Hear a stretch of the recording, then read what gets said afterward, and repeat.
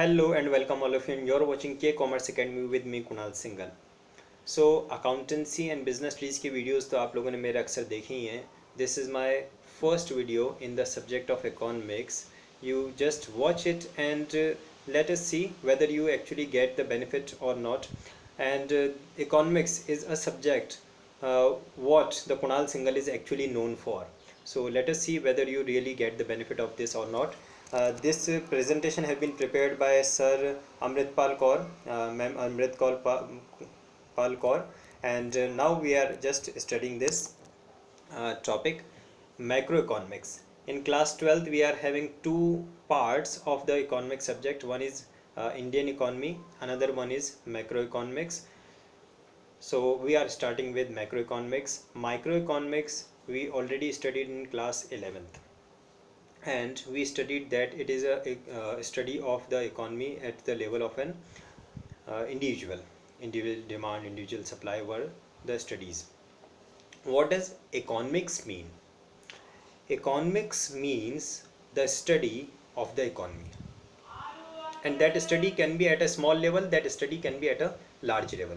When that study of economy is at a small level, it is known as microeconomics, and when this study is at a macro study is at a large level, it is known as macroeconomics.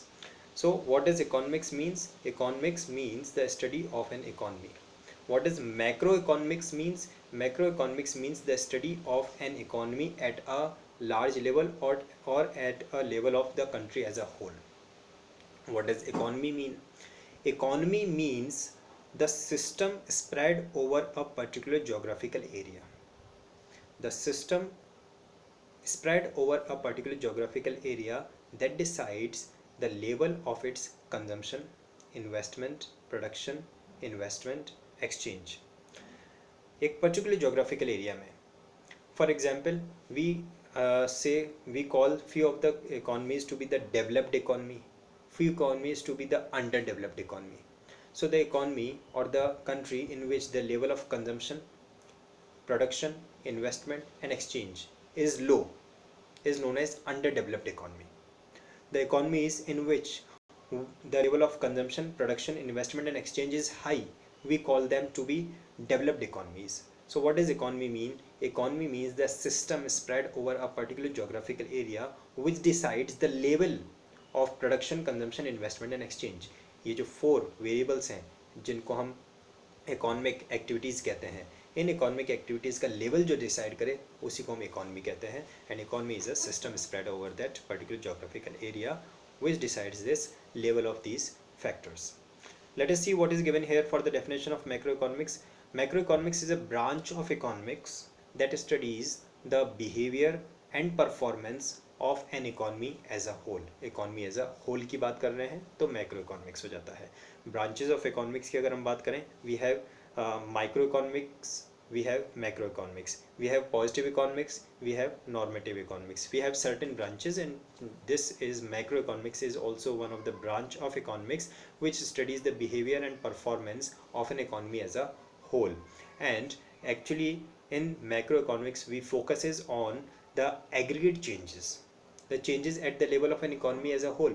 For example, unemployment at the economy as a whole, growth rate at the level of economy as a whole, gross domestic product of the country and inflation rate at the level of economy as a whole. These are the variables that we study in the macroeconomics. Let us move further. In class 11th we studied microeconomics, and now we have to start with the macroeconomics. So before starting that, let us understand the difference between the microeconomics and macroeconomics. So the first point given here in the microeconomics is microeconomics studies problem of scarcity and choice at an individual level. At an individual level. Macroeconomics studies problem of scarcity and choice at the level of economy as a whole. जब इस individual study करेंगे, individual level पे study करेंगे तो microeconomics, जब aggregate या फिर economy as a whole पे स्टडी करेंगे तो macroeconomics. Second point, microeconomics uses micro variables. For example, consumers demand, producers demand, individual supply. But macroeconomics uses macro variables, for example, aggregate demand, aggregate supply of all the goods and services in the whole economy. So जब हम बात करें individual demand की, individual supply की, तो वो हो जाता है माइक्रो इकोनॉमिक वेरिएबल. और जब हम बात करें aggregate demand, aggregate means sum total. Okay, sum total means aggregate. Suppose हमारे कंट्री में 4 कंज्यूमर्स हैं, consumer A B C and D, और सब अपना अपना इंडिविजुअल कंजम्पशन करते हैं, दैट इज़ डिमांड करते हैं मार्केट में, तो उसको हम बोल देंगे individual demand of each consumer. But जब हम इन चारों का जो डिमांड है उसको ऐड कर देते हैं तो वो बन जाते हैं the demand of A plus demand of B plus demand of C plus demand of D. जो इकोनॉमी में जितने भी सिटीजन्स उन सबकी डिमांड को जब हम सम टोटल कर देते हैं, ऐड कर देते हैं, तो उसको हम बोलते हैं macro variable, that is aggregate demand. So aggregate demand and aggregate supply are the macro variables. Let us see what is the third point given here. Microeconomics, known as study of partial equilibrium analysis, क्योंकि यहाँ पे हम study करते हैं at a level of in individual. पूरे country में इतना बड़ा कंट्री, सपोज इंडिया की बात करें, इंडिया इतना बड़ा कंट्री है, लेकिन जब हम स्टडी करेंगे हम इंडिविजुअल डिमांड को स्टडी करेंगे, हम इंडिविजुअल सप्लाई को स्टडी करेंगे, हम इंडिविजुअल कंज्यूमर को स्टडी करेंगे, तो ये क्या हो गया, ये पार्शियल इक्विलिब्रियम हो जाता है. एक पार्ट को स्टडी कर रहे हैं पूरे कंट्री में से. अगर हम सिर्फ राजस्थान को स्टडी करें तो ये क्या हो गया, ये पार्शियल इक्विलिब्रियम हो गया. अगर हम सिर्फ भीलवाड़ा डिस्ट्रिक्ट को स्टडी करें तो क्या हो गया, पार्शियल इक्विलिब्रियम हो गया. लेकिन जब हम पूरे कंट्री को स्टडी करेंगे तो वो जनरल इक्विलिब्रियम हो जाएगा.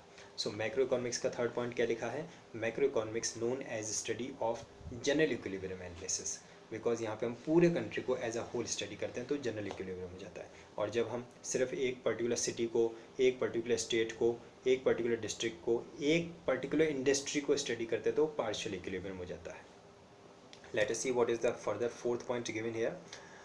What is logical at micro level may not be logical at macro level. Example savings. बहुत ही इंटरेस्टिंग पॉइंट है ये, इसको आप समझें. कुछ चीज़ें जो माइक्रो इकोनॉमिक लेवल पे, इंडिविजुअल के लेवल पे अच्छी होती हैं, वो as a whole of the economy अच्छी नहीं होंगी. ये कहना चाह रहे हैं यहाँ पे जो लिखा, what is logical at microeconomic level may not be logical at macroeconomic level. For example, एक इंडिविजुअल पर्सन अगर अपने बैंक अकाउंट में कुछ सेविंग्स करता है, अगर मैं अपने बैंक अकाउंट में अपनी जो भी मेरी इनकम है उसमें से कुछ सेव करता हूँ, so it is good because I am adding for my future.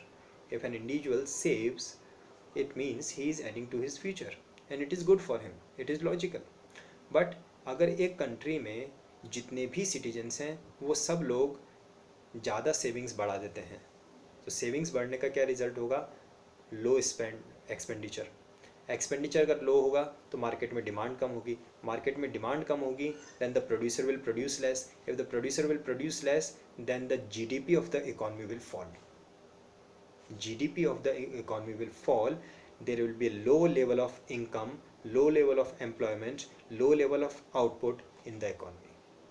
So it is not good at the economy as a whole. एक इंडिविजुअल के लेवल पे सेविंग का कॉन्सेप्ट जो अच्छा था, क्योंकि मैं अपने फ्यूचर के लिए सेव कर रहा हूँ तो मेरे लिए अच्छा है. लेकिन अगर इकॉनमी के लेवल पे मैं बात करूँ, जब सारे सिटीजन एक साथ सेविंग बढ़ा देते हैं तो हमारे इकॉनमी के लिए वो अच्छा नहीं होता है. So the variable which is logical at microeconomic level may not be logical at macroeconomic level and the vice versa. That is what is logical at macroeconomic level. जो macroeconomic level पे logical है, useful है, important है, relevant है, may not be logical at microeconomic level. उसका microeconomic level पे हो सकता है कोई यूज़ ना भी हो. और ये जो कंट्रोवर्सी है माइक्रो एंड मैक्रो में, this is known as micro macro paradox. This is one term जो आपको याद रखना है. The variables or the things which are logical at micro level may not be good at macro level, and the things which are good at macro level may not be good at micro level. This concept is known as micro macro paradox. Okay, let us see what is the next point given to us. Fifth point of difference: variables which are constant in macro remains variable in micro level. That is distribution of output, income constant in macro. and variables which are constant in micro remain variable in macro, that is total output and employment are constant in micro.